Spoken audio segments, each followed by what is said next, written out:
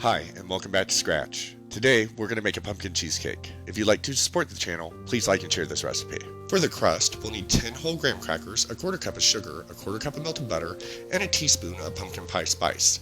For the cheesecake, we'll need 4 8-ounce packages of softened cream cheese, 4 eggs, 1 1/4 cups of sugar, a cup of pumpkin puree, 2 tablespoons of flour, 2 tablespoons of pumpkin pie spice, a tablespoon of molasses, a tablespoon of vanilla extract, and a half teaspoon of salt. We'll begin by preheating our oven to 350 degrees Fahrenheit.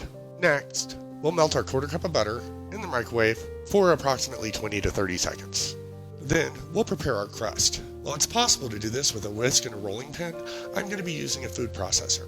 I'll process my 10 whole graham crackers on high speed until I have graham cracker crumbs. Next, we'll mix in a quarter cup of sugar, a quarter cup of melted butter, and 1 teaspoon of pumpkin pie spice until well combined. Scraping down the sides is necessary.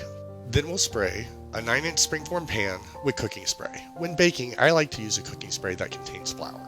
Then we'll use our fingers to press our graham cracker crumb crust into the pan and about halfway up the sides, and blind bake it at 350 degrees Fahrenheit for about 10 minutes. Once the crust is finished blind baking, we'll allow it to cool to room temperature. While we're waiting on our crust to cool, we'll prepare our cheesecake filling. While it's possible to do this by hand, I'm going to be using a stand mixer.